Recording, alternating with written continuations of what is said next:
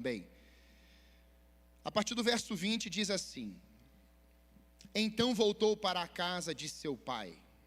Quando ele ainda estava longe, seu pai o viu. Cheio de compaixão, correu para o filho, o abraçou e o beijou. Diga assim comigo: compaixão. Diga assim comigo: correu. Diga abraçou. Diga beijou. O filho disse: pai, pequei contra o céu e contra o Senhor, e não sou mais digno de ser chamado seu filho. O pai, no entanto, disse aos servos: depressa, tragam a melhor roupa da casa e vistam nele. Coloquem-lhe um anel no dedo e sandálias nos pés. Matem o novilho gordo. Faremos um banquete e celebraremos. Pois este meu filho estava morto e voltou à vida. Estava perdido e foi achado. E começaram a festejar. Diga assim: e começaram a festejar. Quantos creem que o povo de Deus é o povo mais alegre do mundo? Dá um glória a Deus é bem alto. Vou falar de novo. Quantos creem que o povo de Deus é o povo mais alegre do mundo? Dá um glória a Deus aí. O povo alegre diante do luto de uma família continua alegre, sim ou não? Sim. Quando você vive o luto, continua alegre, sim ou não? Nem tem um não aí na vida, e é verdade. Hoje pela manhã, ontem fomos surpreendidos com o falecimento da avó da Sheila, mesmo aqui da nossa igreja. Já tínhamos feito uma visita semana retrasada, e eu entendia que ela estava realmente já indo, muito debilitada, bem fragilizada, muitas dores, um câncer que se espalhou. Eu estive pregando no ano passado, no enterro do pai da Sheila. E muitas vezes, num momento como esse, nós ficamos procurando muitas palavras, porque é o tempo do luto, é o tempo das dores, e obviamente você tem que saber o que dizer no momento desse. Mas eu lembro que lá no primeiro velório nós falamos sobre salvação. Muitas pessoas entregaram suas vidas a Jesus. E hoje eu fiz a mesma coisa. Novamente, hoje, praticamente todo o auditório, ali tinham mais de 120 pessoas sentadas no auditório e pessoas espalhadas pelo auditório em pé. E olhamos para a avó, Edith, e declaramos para as vidas que ela confessou Cristo. Estava lá no quarto com ela e ela orou. Mas eu olhei para a comunidade, a família biológica, netos, filhos, bisnetos. Eu disse: ela se foi. Mas há uma alegria que se chama Jesus, que ressuscitou dos mortos. E muitas vezes nós ficamos presos no Cristo morto e não no Cristo que ressuscitou. Você ouviu semana passada pela manhã o Vinícius e o Johnny falando a respeito da bênção e falando a respeito da remissão dos pecados. A cruz redimiu os nossos pecados. E nós às vezes ficamos presos a algumas situações que geraram morte em nós. E nessa manhã eu quero, em nome de Jesus, que o Espírito Santo de Deus fale à tua mente de que o Senhor Jesus está vivo. Ele vive eternamente, e por Ele viver eternamente, nós não vamos ter acesso, nós já temos acesso à alegria abundante, à celebração do céu sobre as nossas vidas, amém? Aleluia. No final vamos levantar um clamor pela família. Mas eu, meditando nesse texto, conversando com o Espírito Santo essa semana, eu estava mergulhando aqui a respeito desse tema, a casa do Pai. Nós temos aqui um cenário, uma casa, 2 filhos e um pai, e muitos bens. Nós temos um cenário onde o relacionamento existia, alimentação existia, conforto existia, prazer existia, existia afeto, existia também doenças, problemas, conflitos, não somente externamente, mas internamente dentro dos corações. E quando nós falamos da casa do Pai, nós podemos afirmar algo aqui nessa manhã. A casa do Pai é um lugar de bênçãos. Você pode falar comigo isso? A casa do Pai é um lugar das bênçãos de Deus. E sabe, eu poderia perguntar aqui, quem aqui já foi abençoado na casa do Pai? Levanta a mão assim. Todos nós já fomos abençoados. Quando eu estou falando casa do Pai, eu não estou falando simplesmente nesse ambiente aqui de paredes. Eu estou falando do ambiente do Pai. E nós sabemos que antes Deus se manifestava em tabernáculos, feitos por mãos. Vemos Deus na história, na tenda do encontro. Vemos Deus se manifestando no deserto. Mas há um momento em que Deus, Ele decide enviar o Filho para tabernacular, habitar entre nós. E Ele vai mais além ainda. Ele diz que Ele não viria só habitar no meio do povo, que o reino de Deus está em vós e dentro de vós. Mas Ele diz que agora a casa de habitação seria cada indivíduo que recebesse Cristo como Senhor e Salvador. Então você pode declarar isso pela fé: eu sou a habitação de Deus. Glória a Deus. Você é morada do Eterno. Pastor, eu ainda não confessei Jesus. No final desse culto você poderá fazer isso, e alguns farão. Porque Deus não habita mais em paredes feitas por mãos. Deus não habita mais na situação do ar, da atmosfera. Deus não habita num templo ou numa casa residencial. Deus habita em vidas.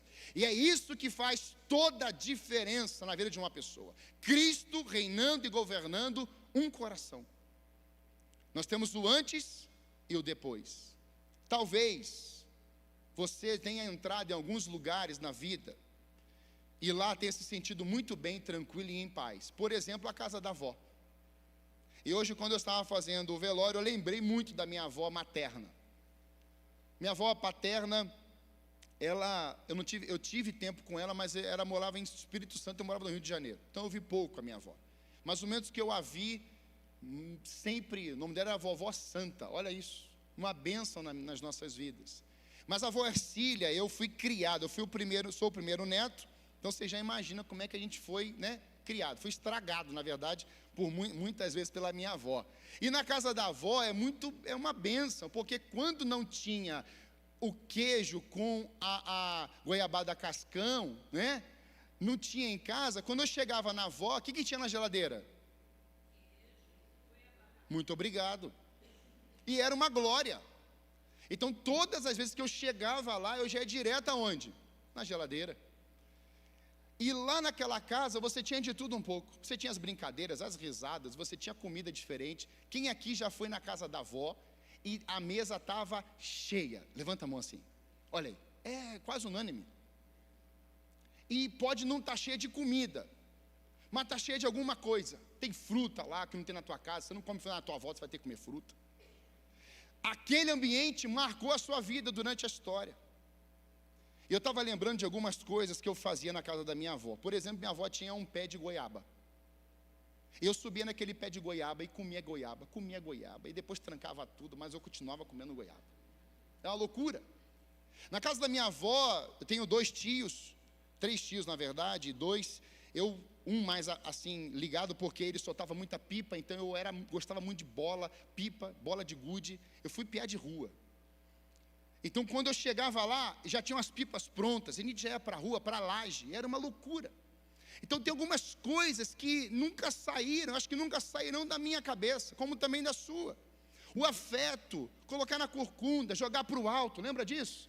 Vovô jogando a gente para o alto, o papai jogando a gente para o alto. São momentos que marcaram as nossas vidas, porque era uma casa especial. Talvez a casa do pai era assim, mas talvez a casa da avó e do vô, algum lugar que mexeu com você, esse ponto de você dizer que ali tinham recordações, momentos alegres, festivos. E eu queria olhar para essa história hoje, para esse ambiente, não só da casa da avó, do vô, mas trazer para nós hoje esse ambiente da casa do Pai. Um ambiente que tem presentes para nós, amém?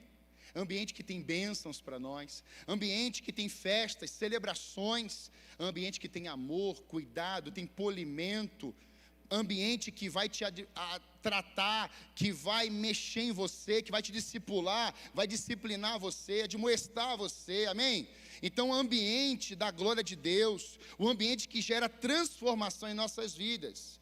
E olhando para esse texto, muitas vezes eu percebo que nós precisamos renovar a nossa mente, nos lembrando desse ambiente da casa do Pai. Por quê, pastor? Porque esquecemos. Nos esquecemos facilmente. Nos esquecemos das bênçãos do Pai, que foram reservadas, estão reservadas, pelo simples fato de estarmos na sua casa. Tem pessoas aqui que entram de uma forma contrária à vontade. Eu vim aqui hoje porque minha mãe obrigou. Eu vim aqui hoje porque tinha uma apresentação de um bebê. Eu vim aqui hoje porque me obrigaram a estar aqui. Aí aqui dentro, mesmo obrigado, Deus começa a ministrar. E ela começa a falar assim, até que não foi tão ruim assim. Deus fala, Deus ministra, você ouviu isso aqui? Então hoje eu quero te lembrar que cada um aqui foi e é abençoado por estar na casa do Pai. Então quais são as bênçãos? Pergunta que Deus me fez. Meu filho, quais são as bênçãos que vocês encontraram aqui na casa do Pai? Eu posso perguntar isso para pessoas próximas a mim aqui na igreja. Quando você chegou a esse lugar, e aqui nós também podemos dizer a casa do Pai, porque na casa do Pai tem alimento, amém? Na casa do Pai tem amor, amém? Na casa do Pai tem festa, glória a Deus. Na casa do Pai tem adoração. Na casa do Pai tem relacionamento, tem comunhão com Deus e com os irmãos no coletivo.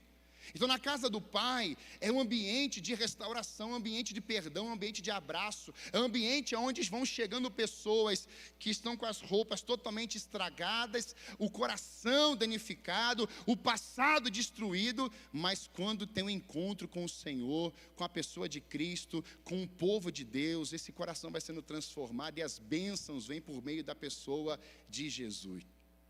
A primeira bênção que eu encontro na casa do Pai é a bênção da aliança. Diga assim, a bênção da aliança. E quando nós olhamos o verso 11, capítulo 15, verso 11, o texto vai dizer assim, Jesus continuou, um homem tinha 2 filhos.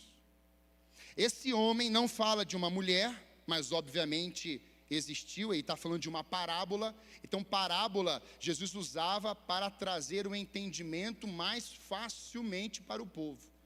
Nem todas as parábolas aconteceram, mas eu posso olhar para essa parábola e entender que ela pode ser aplicada à minha vida, ao meu relacionamento, à nossa vida como igreja, como povo de Deus, porque Jesus também desenvolveu uma vida familiar. Então, nesse ambiente aqui, nós temos um homem que tem 2 filhos. E guarde bem esse cenário familiar. 2 filhos. E confesso aos irmãos que essa mensagem veio da viagem que eu fui e voltei do Pará. Deus me deu essa frase. A bênção de Deus sempre vai chegar na vida dos filhos através de uma aliança. Você pode falar isso comigo? Diga assim, a bênção de Deus sempre vai chegar na vida dos filhos através de uma aliança. Então, quando nós temos um relacionamento com o Pai, como filhos, há bênçãos. A Bíblia fala, Paulo vai dizer em Efésios que as bênçãos do Senhor, elas foram liberadas, todas elas liberadas, sobre nós, por meio do seu Filho Jesus Cristo. Então, se você quer ter acesso às bênçãos do Pai, você precisa crer e viver uma vida no intermediador. Quem é o nosso intermediador? Jesus Cristo. Então, quando nós vivemos em Cristo, acessamos todas as bênçãos do Pai. E é por isso que Paulo também vai dizer que quando nós estamos em Deus, somos herdeiros em Cristo e co-herdeiros em Deus. Há uma herança para os filhos de Deus. E herança não tem a ver com valor monetário, simplesmente. Herança tem a ver com a eternidade. O céu foi preparado para nós como uma moradia eterna. E isso é a nossa herança. A herança não é aqui na terra. Aliás, pessoas deixarão heranças e legados. Então, eu tenho ensinado, legado é o que você vai deixar nas pessoas, mas herança você vai deixar para as pessoas, para os filhos. Então, diante desse cenário que nós estamos aqui no texto, a gente percebe que Lucas, ele vai registrar a presença de dois filhos, que vão representar dois grupos no contexto que Jesus está inserido. O primeiro filho, que é o filho mais novo, esse filho mais novo, ele chega para o pai e fala assim: pai, dá-me a minha parte da herança. Mas o pai está vivo, e você só tem direito à herança quando o pai morre. Então o pai está vivo, então, ou seja, na boca daquele filho mais novo, já tinha uma palavra de: pai, o senhor para mim morreu. Pesado. Isso representava um grupo no contexto de Jesus. Quem é esse grupo? Podemos chamar dos coletores de impostos e os pecadores. Verso 1 do capítulo 15: cobradores de impostos e outros pecadores vinham ouvir Jesus ensinar. Temos dois grupos aqui, e representando os dois filhos dentro dessa casa. Esse grupo que vai se representar com o filho mais novo, eles estão vindo até Jesus para ouvir os ensinamentos de Jesus. O segundo grupo, que nós vamos falar daqui a pouquinho, que seria o filho mais velho, também está vindo para ouvir Jesus, os ensinamentos dele. Mas tem uma diferença entre esses dois grupos, como tem uma diferença drástica entre o filho mais novo e o filho mais velho. Quem aqui é filho mais velho, levanta a mão. Quem é filho mais novo, levanta a mão. Está quase meio a meio. Olha só a diferença dos dois grupos. Primeiro, que é o filho mais novo, vai representar coletores de impostos e pecadores. Essas pessoas representadas pelo irmão mais novo, elas não obedeciam às leis morais da Bíblia, nem às regras de pureza cerimonial observadas pelos judeus religiosos. Então eles tinham dificuldade em seguir as leis morais. Eles viviam uma vida dissoluta, uma vida de depravação, uma vida devassa. A semelhança do irmão mais novo, eles, na verdade, saíam de casa. Então, o filho mais novo, representando esses coletores de impostos e pecadores, eles saem de casa. E aí nós temos a segunda classe, ou segundo grupo de ouvintes, que eram pessoas formadas pelos fariseus e mestres da lei. E é muito interessante, porque aqui vai representar o irmão mais velho. Está dentro de casa, mas está doente. Está dentro de casa, ouve, sabe da lei, conhece os mandamentos, mas tem um probleminha dentro deles. Eles se apegavam à moral tradicional desde a infância. Então eles aprendiam o que eram as leis, os mandamentos, e decoravam mais de 600 mandamentos e leis desde criança. Você imagina isso? Decorando, verbalmente, sem consulta. Estudavam as escrituras e a elas até obedeciam. Eram fiéis e estavam sempre em oração. Você vai ver em alguns momentos que eles vão chegar e falar assim: olha, nós estamos orando em praça pública. Então eles oravam, só oravam com a motivação errada. Eles até falavam, mas falavam com a motivação errada. Eles até ensinavam, mas ensinavam com a motivação errada. E Jesus, irmãos, ele vai direcionar essa parábola exatamente a esse segundo grupo, o filho mais velho. Fariseus e os escribas, mestres da lei. Jesus está falando de uma parábola no capítulo 15 de Lucas, onde a primeira parte está falando da ovelha perdida, a segunda parte da dracma perdida dentro de casa. Ele está falando agora do filho perdido dentro de casa e o filho perdido fora de casa. Mas ele vai endereçar essa parábola, em especial, a mestres, fariseus e os escribas. E por que isso? A história, irmãos, é dirigida não a pecadores rebeldes. Jesus não está falando a pecadores rebeldes aqui simplesmente. Jesus está mostrando que pessoas religiosas que fazem tudo que a Bíblia manda, é esse contexto que ele está pregando. Olha, vocês que são fariseus, vocês leem a Bíblia, vocês conhecem os mandamentos e as leis, vocês sabem tudo decorado. Então Jesus sabe que havia um problema com o filho mais novo, pecadores e cobradores de impostos. Mas ele olha para os fariseus, ele olha para os escribas e vai dizer: olha, eu tenho um recado para vocês, é um recado duro. E por que isso? Jesus não está argumentando com gente imoral, que não fazia parte da esfera religiosa, mas com religiosos afeitos à moral. Jesus está olhando que tem um menino novo pedindo herança, indo para se prostituir do lado de fora de casa. Preste bem atenção nisso. Ele está pegando o dinheiro do pai, ele dá o pai como morto, então ele recebe a herança dele e vai para o mundo. Ele vai gastar com as meretrizes, e chega uma hora que o dinheiro acaba e a fome vem sobre aquele lugar. E Jesus está dizendo que não era simplesmente para esse grupo de pecadores e cobradores de impostos que ele está pregando. Ele está pregando mesmo, com força, é para o fariseu, para o escriba. E nós vamos entender isso, porque Jesus mostra que essa segunda classe de fariseus, mestres da lei, estavam na verdade cegos, bitolados, cheios de justiça própria. Essas características estão destruindo sua alma e a alma das pessoas que as cercavam. A história revela o egoísmo destruidor do irmão mais novo, mas também condena todas as letras moralistas do irmão mais velho. Religiosos e não religiosos não podem criar um padrão de relacionamento com Deus a partir das suas regras e condições.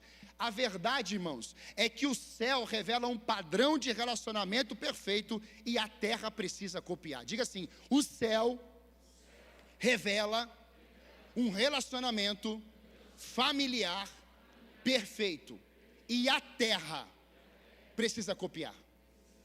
Sabe qual é o nosso grande problema, irmãos? É que a gente não quer mais copiar o céu. A gente quer copiar uma outra família.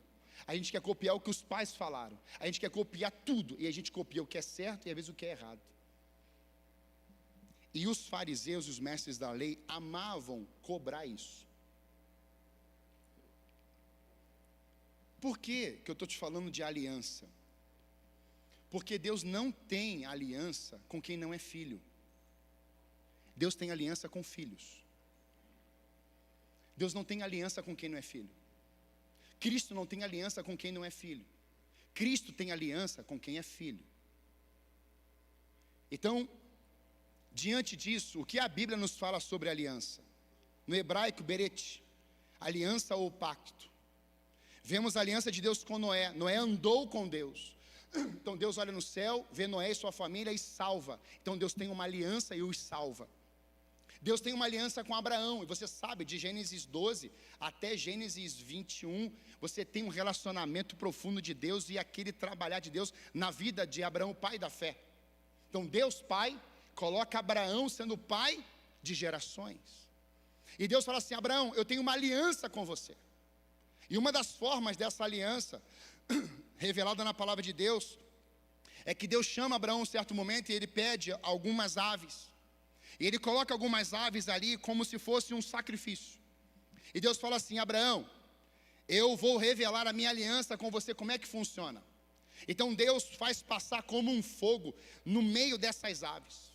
E ali era a verbalização de Deus. Do mesmo jeito que eu estou falando com você, Abraão, que eu velo pela minha aliança contigo, e essas aves não foram torradas, mas passou entre elas, a minha palavra não pode ser mentira. Deus derrama uma fala para Abraão: Senhor, eu tenho uma aliança com você e eu vou até o final. E é beret, essa palavra aliança que Deus fala com Abraão. Ou seja, do começo da sua vida, na hora que eu te chamei, até o final dela, eu vou caminhar com você. O que é uma aliança com Deus? É você começar com Ele, você viver com Ele e você ir até o final com Ele. Diga amém. Porque Ele já escreveu isso. Eu sou o alfa, o ômega, o princípio e o fim. Quem começa em Gênesis, vai chegar o momento que vai chegar o Apocalipse. Então começa no jardim, vive uma vida com o Senhor, mas chega o momento que você vai estar na glória eterna, você vai estar na presença do Santo dos Santos, você está na cidade construída para nós, aleluia. Então o Filho de Deus, ele sabe que é um começo, mas ele sabe também que haverá um fim aqui na terra, mas com o Senhor é sempre eterno. Quem tem aliança com o Senhor, entende algo preciosíssimo que envolve o sangue. Olha o que diz em Êxodo, capítulo 24, 8. E o sangue é uma das marcas que representa a aliança. Este é o sangue que sela a aliança que o Senhor fez com vocês, quando deu todos esses mandamentos. O sangue de animais sacrificados era usado para selar alianças, não apenas entre o povo de Israel, mas também em muitas outras civilizações antigas. Então Deus pega o sangue e diz assim: olha, esse é o selo.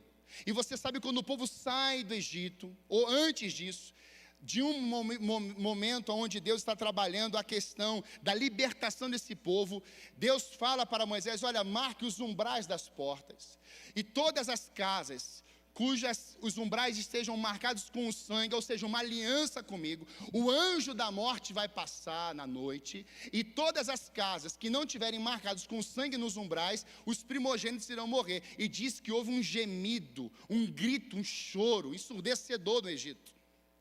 Mas louvado seja Deus que não ficou só o sangue nos umbrais. Isso era uma mensagem para a vinda do Messias.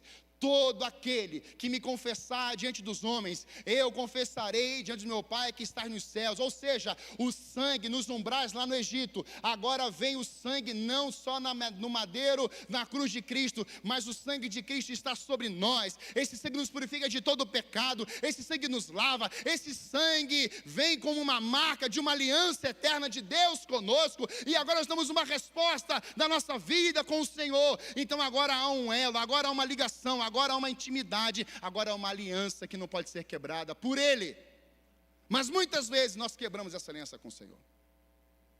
E nesta manhã eu estou aqui para te falar: pare de quebrar alianças com o teu Deus. Pare de quebrar alianças com a sua família. Pare de quebrar alianças com os seus filhos. E viva uma aliança eterna com Deus. Viva uma aliança eterna com a sua casa. Viva uma aliança onde isso venha de geração em geração. Diga amém. Cristo veio até a terra e disse uma mensagem na cruz: eu estou dando uma aliança por meio da cruz do meu sacrifício. E sabe quem é que foi que ofertou o filho? O Pai. Nós temos um filho que se oferta. A Bíblia diz em Isaías que aprove a Deus se agradar, olha essa palavra, se agradar em ofertar o seu filho e vê-lo morrer por nós. Você imagina isso?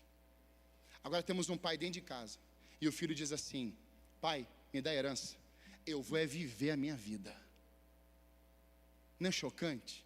Um filho que se entrega pelo pecado, inclusive daquele filho que vai representar aqui essa classe, cobradores de impostos e pecadores. Cristo morreu por você e por mim. Independentemente do nome do teu pecado, Ele levou sobre Ele dores, transgressões e todos os pecados. Eu não sei o que é outra aliança a não ser essa. Que aliança mais profunda há no mundo? Nós vamos lembrar, irmãos, de que Mateus 26, 27 a 28, é a última ceia antes da cruz. Ele vai dizer: tomou o cálice de vinho, agradeceu a Deus, depois entregou-os aos discípulos e disse: cada um beba dele, porque este meu sangue, que confirma a aliança, ele é derramado como sacrifício para perdoar os pecados de muitos. Agora olha o que Paulo vai dizer, primeira carta aos Coríntios 11, 25 a 28, da mesma forma, depois da ceia, tomou o cálice e disse: este cálice é a nova aliança, aleluia! Tem uma aliança antiga, e essa aliança antiga é o Antigo Testamento. Então eles eram feitos com animais, com sacrifício de animais. E Cristo vai dizer: olha, tem uma nova aliança, não mais com animais, mas agora é com o Filho de Deus. Ele vai dizer: façam isto em memória de mim, sempre que o beberem. Por isso nós lembramos a ceia, porque cada vez que vocês comem desse pão e bebem desse cálice, anunciam a morte do Senhor até que Ele venha. Assim, quem come do pão e bebe do cálice do Senhor indignamente é culpado de pecar contra o corpo e o sangue do Senhor. Portanto, examine-se antes de comer o pão e beber do cálice. E por que eu estou te falando isso? Porque hoje tem gente colocando fé num cálice. Tem gente hoje colocando fé num culto, num pastor, numa liderança, e estão se arrebentando. Sabe por quê? Porque muitas vezes o pastor tomou o lugar de Cristo na sua vida, porque muitas vezes um filho tomou o lugar de Cristo na sua vida, o marido tomou o lugar de Cristo na sua vida, e as pessoas na terra frustram as outras. elas ferem as outras, elas machucam. Infelizmente, o mundo é caído, mesmo com a morte e ressurreição de Jesus. Então não coloque a sua fé em alguém, por favor. Coloque a sua fé na fé que os homens da Bíblia revelaram. Hebreus 11, você tem uma página inteira. Pela fé, em quem? No Deus. Pela fé em quem? No Deus. Pela fé em quem? No Deus. E quem é que foi que mandou o Filho? O Pai. Então a aliança tem que ser inquebrável, amados irmãos. A Bíblia diz em Pedro que ele deseja que a igreja seja uma igreja que venha revelar com atos de serem irrepreensível, seja irrepreensível. Aí a gente criou uma desculpa hoje. Errar é humano. Todo mundo peca, eu sou pecador, todo mundo peca. Pois é, mas você passou pela cruz e continua pecando no mesmo lugar. Que vida é essa em Cristo Jesus, amados irmãos? Alguém comigo aqui, amém? Nós pecamos, nós falhamos. Eu estou no trânsito, às vezes eu sou brusco com alguém, eu dou uma resposta, ele te pede perdão. Agora, irmãos, tem gente que peca no mesmo lugar, mesmo depois que diz ter passado pela cruz. E quando eu olho para essa história, eu percebo que a bênção da casa do Pai, ela é marcada pela aliança. E agora a pergunta aqui, quem aqui tem uma aliança com Jesus? Dá um glória a Deus aí. Quem já foi marcado aqui pela aliança do Cordeiro um dia? Dá um glória a Deus. Irmãos, eu olho para isso e eu percebo que o filho mais novo diz: eu quero ir embora. Sabe o que ele faz? Eu estou quebrando a aliança, pai. Estou indo embora. E ele vai embora. Deixa eu falar uma coisa. Quem tem aliança da casa, quem tem aliança com o Senhor, não sai da casa do Pai. Tem gente saindo da casa do Pai porque teve uma tristeza com um membro da igreja, que o pastor falou um pouquinho não sei o quê. Quem morreu por você foi Cristo. Não saia da casa do Pai por coisas humanas que podem ser tratadas e consertadas.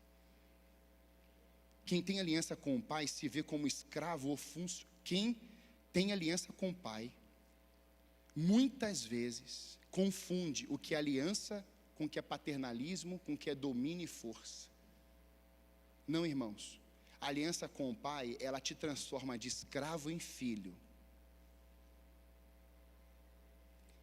Ambos os comportamentos aqui revelam a quebra de uma aliança. O filho sai e vai usar todo o dinheiro. Veio uma fome, ele começa a comer comida de porcos. O filho dentro de casa, que representa os fariseus, ele está dentro de casa. Ele continua usufruindo da casa inteira. Mas quando esse filho se arrepende e volta, ele vai para o pai e fala assim: o senhor nunca me deu um cabrito. Ó, o senhor valorizou ele. O senhor fez uma festa para ele. E para mim, o senhor nunca fez nada. Aí o pai fala assim: filho, tudo que eu tenho é teu. Olha a resposta fácil. É que não houve um entendimento. Não saiu a prisão da escravidão da cabeça e da alma e do coração, e teve o entendimento de que o filho recebe a herança de Deus, o filho recebe a herança de Cristo, o filho já tem a eternidade dentro dele, aleluia. Deus, irmãos, vai demonstrar aqui nessa parábola, mostrando para nós que o filho mais novo, ao retornar para casa, arrependido, lá na comida dos porcos, ele diz: eu pequei, caindo em si. E ele começa a fazer agora o trajeto de retorno, mas nesse percurso, ele já começa a maquinar: eu não serei mais filho, porque eu saí da aliança. Eu não sou mais filho porque eu pedi toda a herança. Eu não sou mais filho porque eu saí da casa do pai. E aí você vai vendo agora um desenvolvimento na cabeça dele assim: agora eu tenho um planejamento, Élix. E o planejamento é que eu não sou mais filho, agora eu serei um funcionário. Olha a frase que Deus me deu: Deus não tem funcionários, Deus tem filhos. Deus faz aliança com seus filhos por meio do sacrifício de Jesus Cristo de Nazaré. Deus está aqui hoje nessa manhã falando para você: eu não tenho aliança com funcionários. Eu não tenho prediletos, eu tenho filhos. E sabe onde que isso aqui mexe ao meu coração? Quando nós temos na história Abraão e Ló. Irmãos, Ló foi sobrinho de Abraão, perdeu sua família. Abraão vai adotar Ló com ele. Quando Abraão cuida de Ló, Ló está sem terra, Ló é um adotado, Ló não tem mais família, Ló é pobre, Ló não tem mais nada. E o texto diz que Abraão, por ter uma aliança, presta atenção nisso, Abraão tinha uma aliança com Deus, Deus tinha uma aliança com Abraão, Abraão começou a prosperar e a enriquecer. E sabe quem é que foi que começou a enriquecer junto com Abraão? Ló. Chega um momento em que Abraão e Ló, dá uma confusão, Ló tem rebanho, Abraão tem rebanho, e aí estão os pastores que cuidavam do rebanho de Ló, e os pastores que cuidavam do rebanho de Abraão brigando. Veja, Abraão e Ló não estão brigando, mas os pastores que cuidavam dos dois rebanhos estão entrando no UFC lá. E aí Abraão está vendo a cena, Ló está vendo a cena, e Abraão fala assim, vamos parar tudo aqui a reunião. Nossos pastores estão brigando. Então vamos fazer o seguinte, o que você quer fazer, Ló? E Ló vai escolher uma terra. Então Abraão fala assim, olha, escolhe uma terra, e ele vai escolher uma terra, a terra mais verde, a terra mais bela daquele contexto. E Abraão fica com o quê? Fala, deserto. Sabe o que Ló deixou para Abraão? Deserto. Ló diz, eu quero aqueles campos lá, ó, eles são maravilhosos. E Abraão, que tem uma aliança com? Quem tem aliança com Deus, Abraão ou Ló? Mas quem usufruiu da bênção de Deus? Ló. Chega a hora que Abraão fala assim, vamos ter que fazer alguma coisa. E aí Ló olha aquilo e Ló vai. Então ele assim, então pode ir, meu filho. E Abraão abençoa. Sabe o que se transforma todo aquele contexto de beleza? Sodoma e Gomorra. E aí Deus está conversando com Abraão. E Abraão está falando, Senhor, se tiver lá 10 justos, 50, 40, 30, 10 justos, o Senhor não vai salvar? Sim, eu vou salvar. E aí quando acontece daquela mudança regional, de trazer a iniquidade em evidência, Deus vem com juízo e começa a derramar fogo sobre Sodoma e Gomorra. E Abraão sai da sua região, e Abraão vai salvar Ló. Olha isso. Quando ele chega e salva Ló, a mulher de Ló está saindo com ele, e tem alguma coisa chamando a atenção da mulher de Ló, então ela olha para trás e vira uma estátua de sal. Ele chama e pega os seus filhos e começa a sair, e aí a gente começa a perceber que dentro dessa consequência toda, Ló perde a sua mulher, Ló perde os seus filhos, e Ló agora, irmãos, está vivenciando uma tragédia, porque saiu debaixo da bênção do pai, saiu debaixo da aliança do pai, do mesmo jeito que o filho pródigo saiu da casa do pai e venceu uma vida desastrosa, comendo ao ponto de comer comida de porcos. O Ló, que tinha nada, que passou a ter tudo, abandona e vai, e ele perde tudo. Quebra de aliança. Mas sabe, o que mexe meu coração é que tem gente como Ló, querendo levar Deus para todos os lugares que ele quer. Deus, vem para cá, vamos comigo para lá. E aí eu aprendi uma frase, não sou eu que levo a Deus para os meus projetos. Eu não posso levar Deus para os meus projetos. Não é Deus que me segue, sou eu que sigo, não é isso? Renunciem a si mesmo, tomem cada dia a sua cruz e a aliança não é Deus te seguindo, amado. Porque se você quiser Deus te seguindo, você não precisa de um Deus, você precisa de um capacho que faz tudo o que você quer na hora que você quer. Aí você bate o pé, eu tenho que vir, aí é como se fosse um Deus assim bobão, um pai bobão. O que você quer, me livre? Não, irmãos, Deus não cria filhos mimados, não. Deus cria filhos que são discípulos e têm compromisso com a palavra de Deus.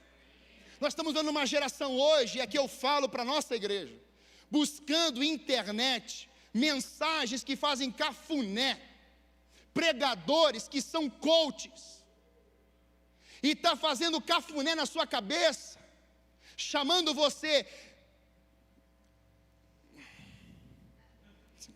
segura, você entendeu,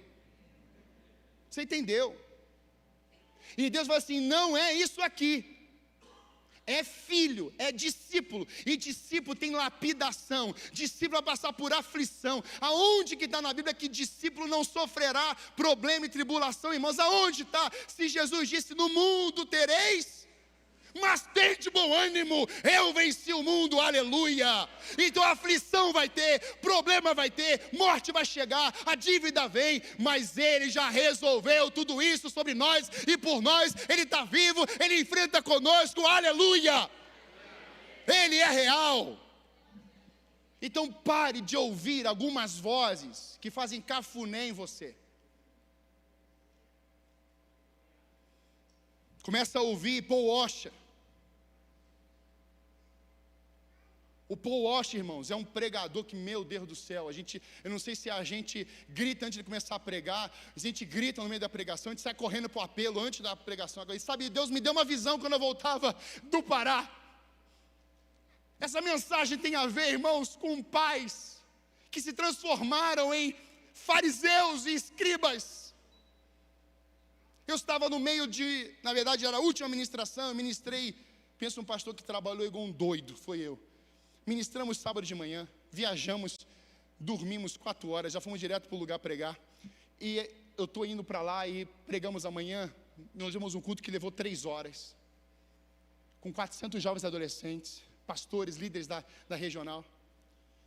E quando a gente pregou a noite, preguei domingo de manhã, quando foi no final do domingo pela manhã, eu estou acabando o culto, o pessoal veio para frente, oramos. O Espírito Santo começou a se manifestar, crianças orando em línguas, pastores, criança orando em línguas. Eu falei assim, meu Deus, não sabia que criança orava em línguas e criança ora em línguas. Não tem emocionalismo não, irmãos, era a coisa linda do céu. E Deus se manifestando de um jeito sobrenatural. E eu sentei, eu não conseguia, parece que o meu corpo estava sendo arrebatado, não sei o que eu estava sentindo. Eu sentei num canto e fiquei quietinho lá. E uns pastores pegaram o microfone, foram ministrando, falando. E de repente meu coração veio assim, chama os filhos de pastores para o altar. Chama os filhos de pastores para o altar. Depois de meia hora pedi o microfone e comecei, os filhos de pastores, por favor, vem para cá. Irmãos, vieram 8. Esses 8 ficaram na frente assim. E quando eu encostei neles assim, eu comecei a dizer, Espírito Santo vem. Irmãos, começou um grito, um desespero no coração daqueles filhos. E esses filhos, eu comecei a sentir a dor deles. E o Espírito Santo veio, irmãos, meus irmãos, como uma onda no mar. Ele veio, irmãos, com aquele vento impetuoso. E quando eu olhei, tinham 2 agachados, gritando na posição de um feto. E eu falei assim, Deus está me mostrando que essas crianças aqui, adolescentes, foram rejeitados no ventre. Uma mulher que estava atrás de mim, dá um grito. E eu não sabia quem eram os pais deles. E na verdade, irmãos, para nossa surpresa, Deus começou a mover algo na família pastoral. E a mãe se joga no chão e abraça os filhos. Eu sou a mãe deles. Eu falei assim, então ministra. Mas eu pensei que já tinha acabado, continua ministrando, porque hoje é dia de cura. O teu filho vai exercer ministério, o teu filho vai trabalhar, o teu filho vai estar na obra. Irmãos, aquele menino começou a ser tomado por Deus. A outra menina, a outra filha biológica também gritando. Veio o pai dela e os pais começaram a ministrar. Foi algo lindo e maravilhoso. Aí eu pensei que tinha acabado. Cura, sim, irmãos, acontecendo de jeito sobrenatural. Mas, amados irmãos, quando eu pedi para os filhos que não tinha mais o pai exercendo o chamado pastoral, que não tinha o pai e a mãe convertido na fé, e eram só filhos dentro da igreja, de filhos dentro da casa do pai, só eles, sem os pais presentes, irmão, veio quase todo o retiro, os retirantes. Eles chegam até a frente, e a gente começa a orar. Irmãos, eu não sei o que aconteceu, mas um pedaço da turma começou a ser ministrado pelo Espírito Santo, gente sendo tomada de um jeito sobrenatural. Mas, irmãos, começou um grito desesperador no meio da turma. E eu olhei, eu falei assim, Deus amado, isso não é Espírito Santo, isso é demônio. E fui chegando perto, irmãos, eram 4 meninas. Irmãos, um grupo cheio de Espírito Santo e um grupo de meninas, algumas delas endemoniadas. E eu falei assim, meu Deus, e a gente já estava no pó da gaita. Sabe qual é o pó da gaita? Cansado, exausto. Irmãos, Deus deu um fôlego. Eu pedi para o grupo de adoração. Pode vir para cá o grupo de adoração. Eu vou acabar essa mensagem depois. Eu pedi para o grupo de adoração vir, orar, cantar. E eles começaram a cantar. Irmãos, o céu abriu. E aí os demônios saíam de uma menina e ia para outra. E aí o da outra ia para outra. E ficava essa loucura. Eu falei assim, meu Deus. Aí eu lembrei que isso aconteceu num retiro nosso há mais de 10 anos atrás.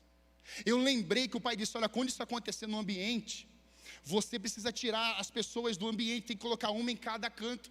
Mas antes de eu fazer isso, eu pedi para o grupo de louvor ministrar, eu pedi todos os que estão aqui nesse ambiente, eram mais de 400 pessoas, vem todo mundo para cá, tinha gente na arquibancada, gente no fundo, na cozinha, veio todo mundo, e começamos a levantar um clamor em unidade. Presta atenção no clamor da unidade. E comecei a falar, Senhor Jesus, eles repetiu. Irmãos, quando a gente acabou de falar, a gente falou amém. As 4 meninas caíram igual Maria Mole no chão assim. Levaram ela para cada um canto e começaram a ministrar sobre elas. Daqui a pouco, no final, agora você aplaudir Jesus, amém? No final vem a mãe, mais 3 parentes e as 4 meninas, todas sorrindo, leves, e não estavam mais chorando, porque quando Jesus Cristo chega, a libertação acontece. Ele quer fazer isso aqui, Ele é real.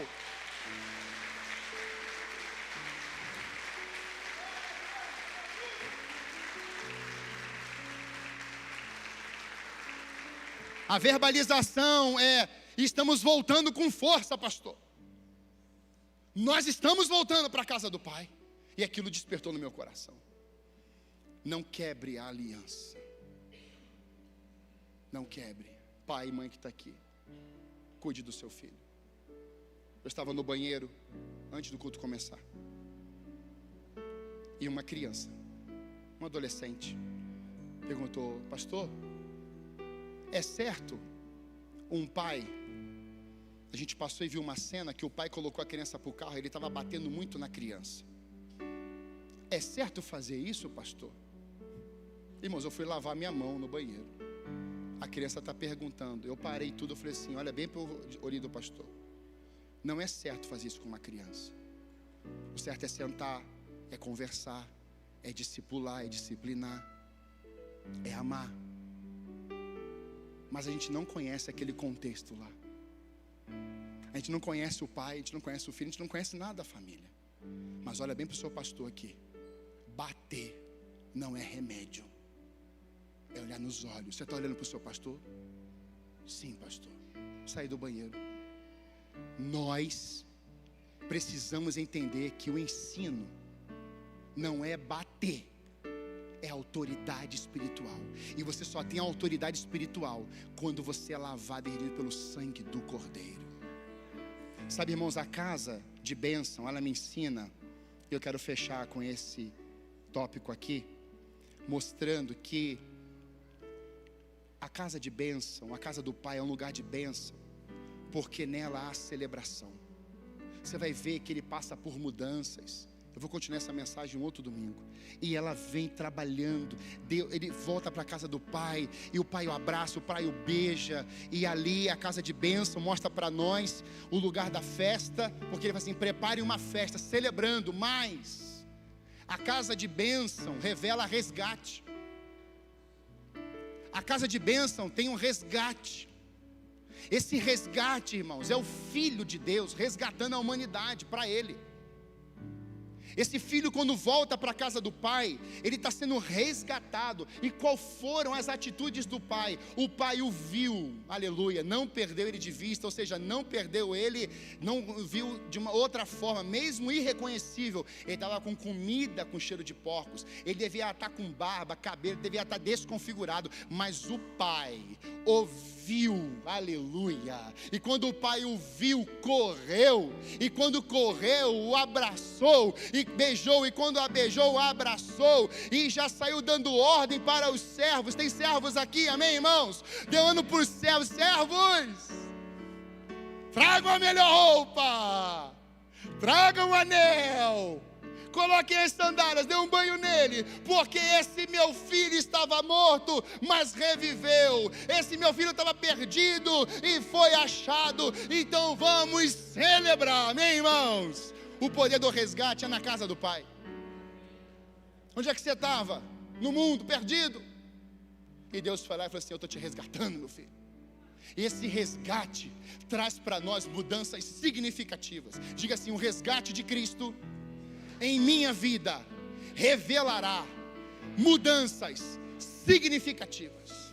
Meus amados irmãos, nós temos hoje, infelizmente, crentes de igreja que não estão revelando mudança, coisa nenhuma. Sabe por quê?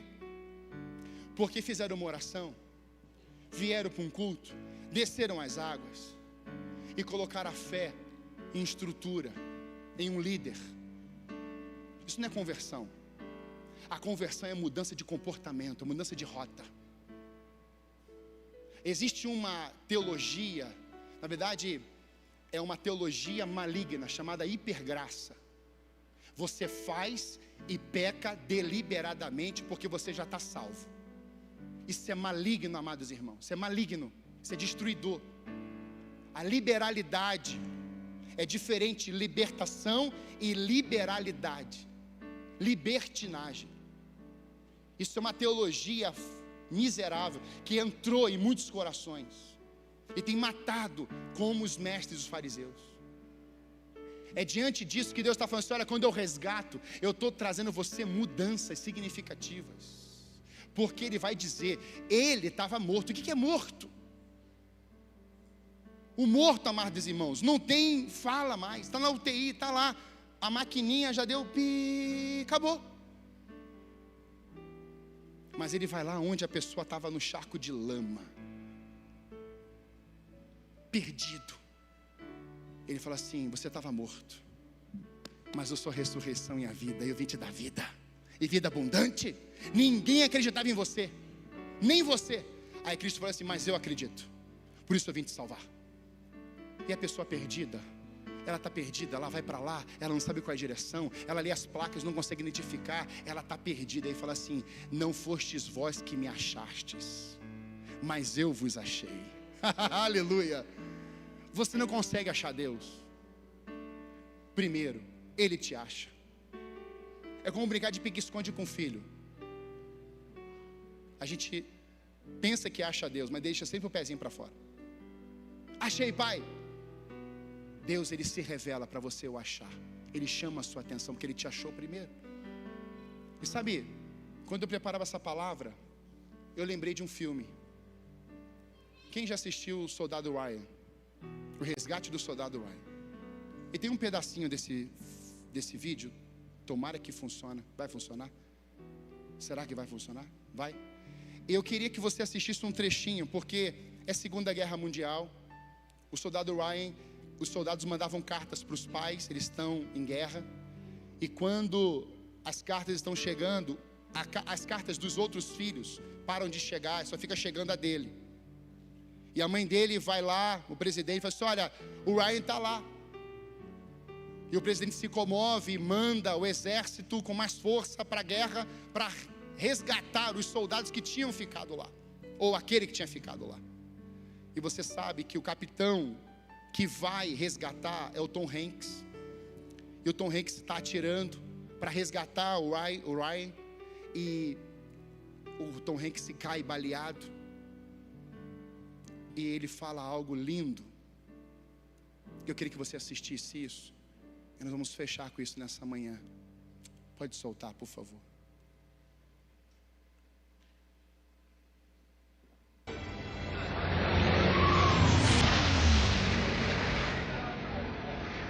São bombardeiros, senhor. P-51. São os anjos da guarda.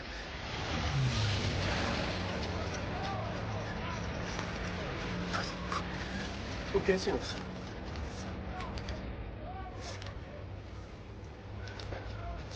James, faça por merecer. Mereça.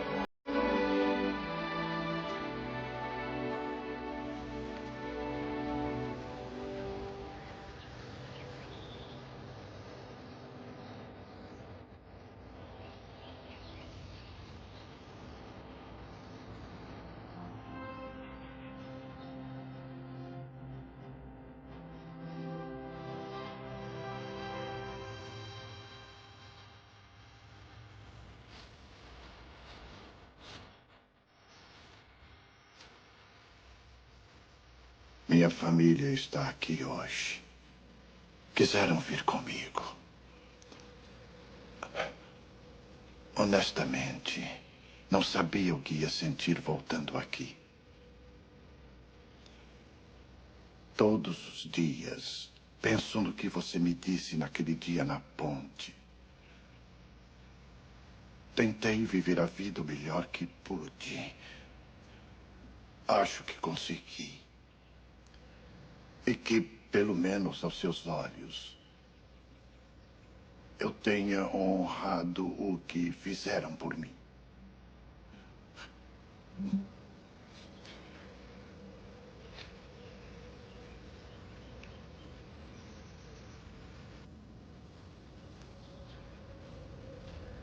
James. Capitão John Miller.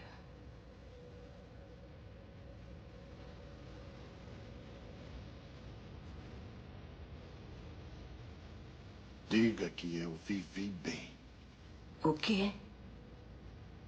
Que eu sou um bom homem.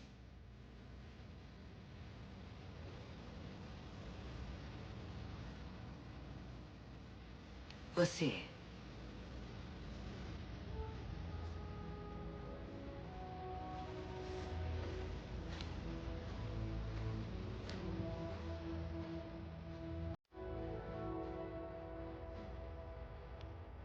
Faça por merecer.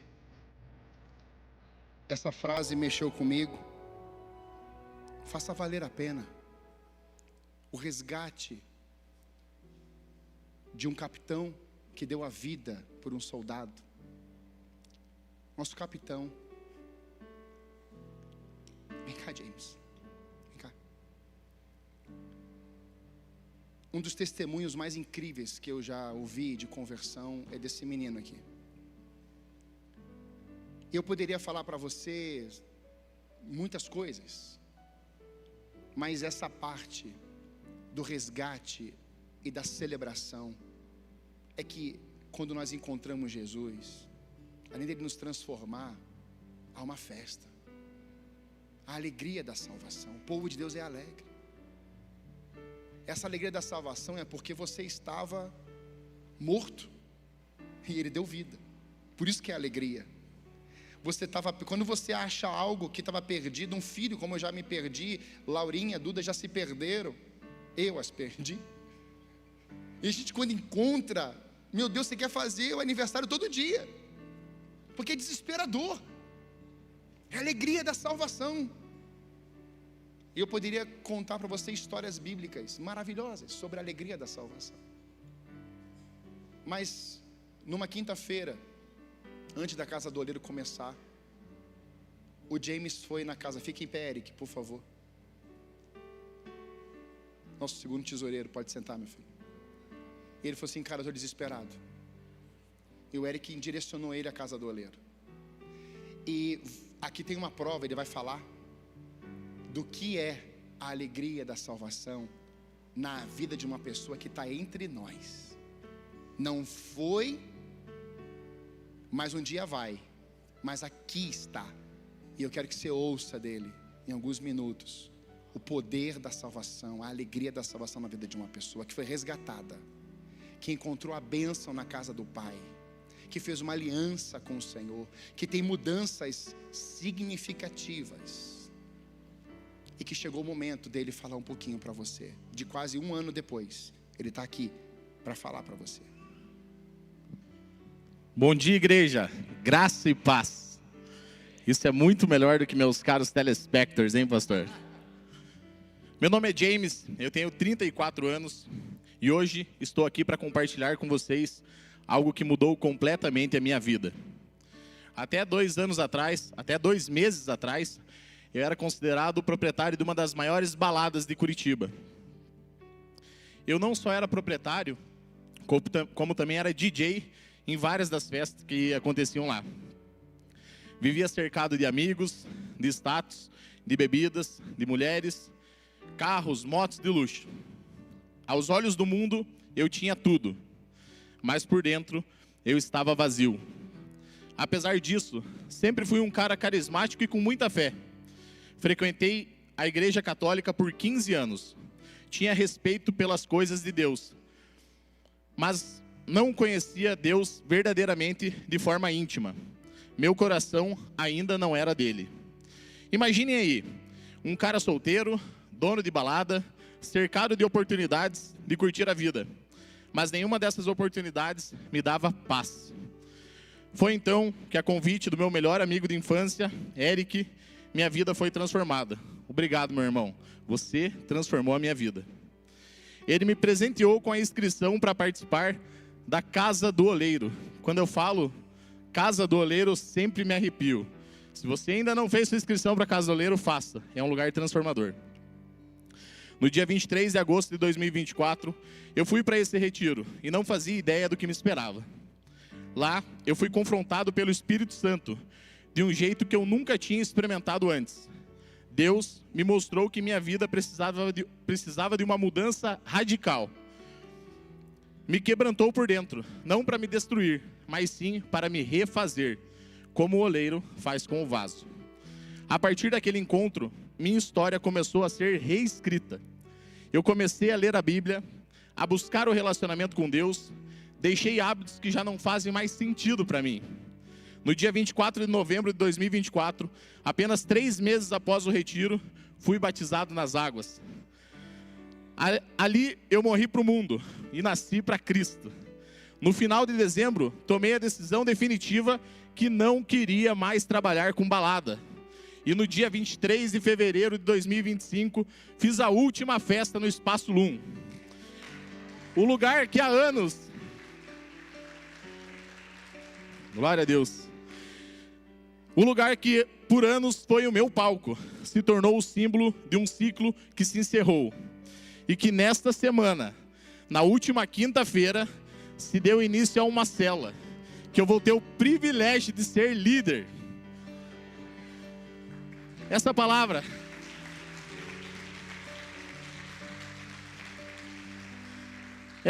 que o pastor passou hoje, tocou muito meu coração. O texto de Lucas 15, ele impacta e se assemelha muito com a minha vida. Eu sempre pedi muitas coisas para Deus. Eu pedi status, eu pedi dinheiro, eu pedi carro, eu pedi muita coisa. É a mesma coisa que esse filho quando pediu a metade da sua herança para o pai dele. E Deus foi lá e me deu tudo isso que eu pedi, Ele simplesmente me deu.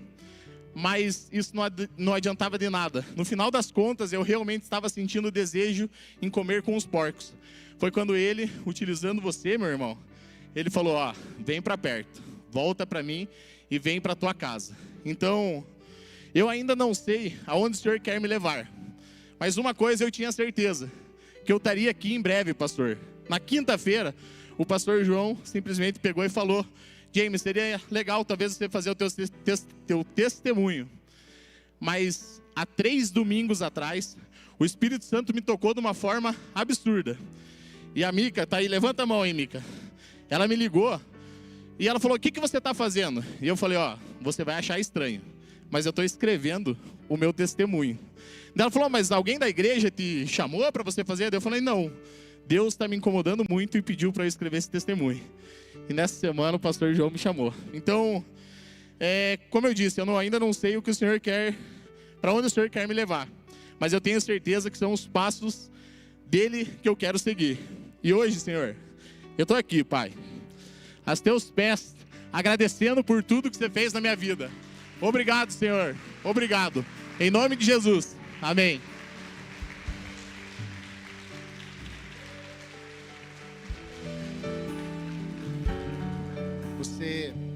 Você gostaria de ser um resgatador? Vem cá, Eric. Vem cá, meu filho. O Eric foi um resgatador. A figura de um resgatador. Jesus é o nosso resgatador supremo, amém? Mas Deus usa pessoas.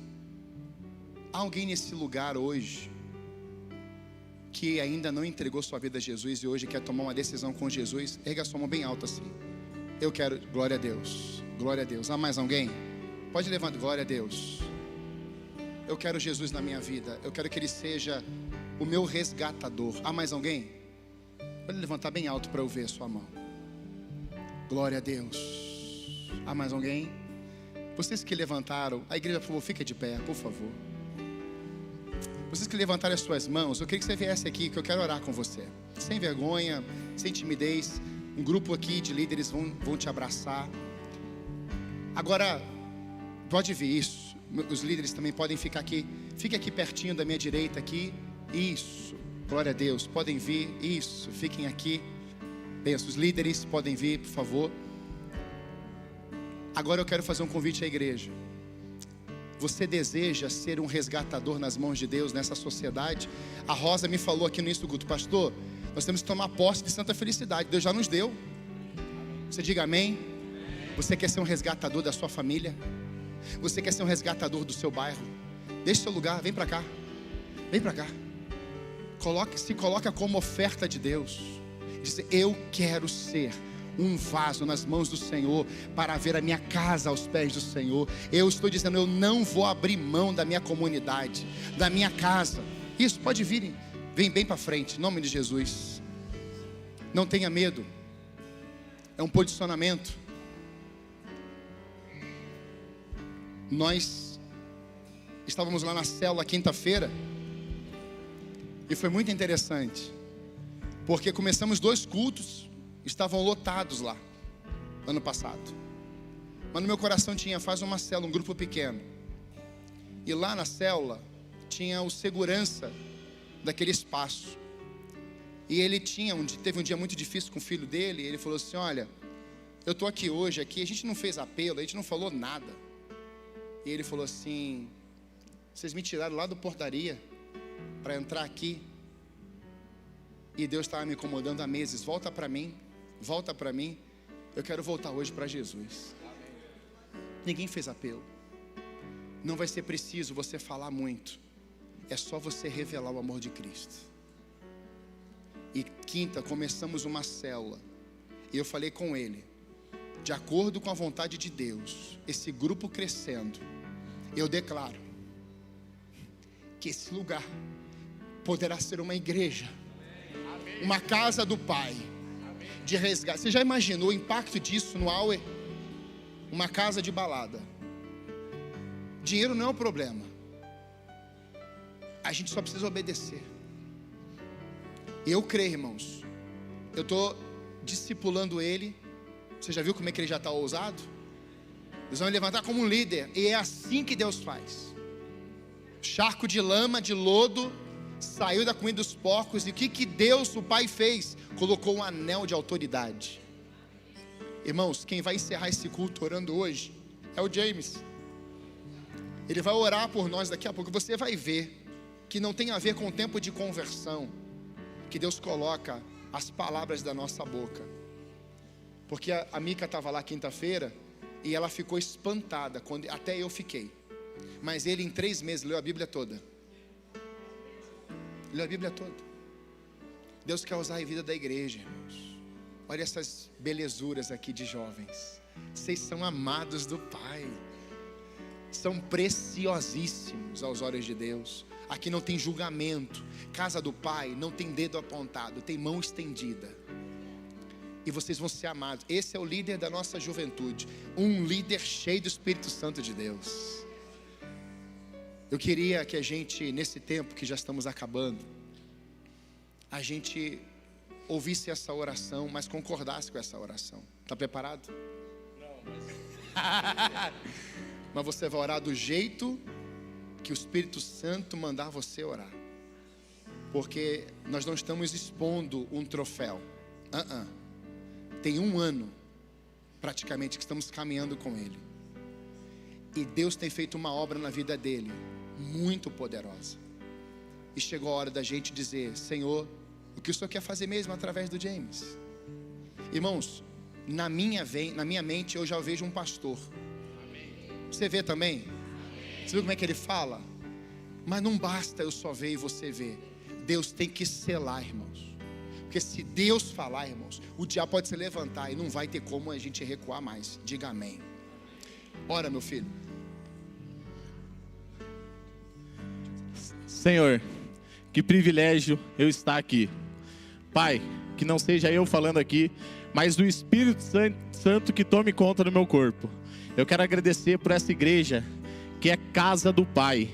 Para você que está distante da casa do teu pai, venha, volte para casa. Venha para casa que Ele está dos braços abertos para te receber. Eu agradeço pela vida dos meus irmãos que me acolheram nessa igreja. E eu quero fazer o mesmo para outras pessoas que estão distantes dessa casa. Senhor, obrigado, Pai. Abençoa todos que estão nesse local, glorificando o Teu nome. Eu agradeço pela vida de cada um dos meus irmãos. Abençoa essa igreja, abençoa o pastor João e abençoa todos os membros que estão aqui presentes, para que cada dia mais nós possamos trazer mais pessoas de volta para a casa do seu Pai. Em nome de Jesus, é isso que eu te peço, Senhor. Amém.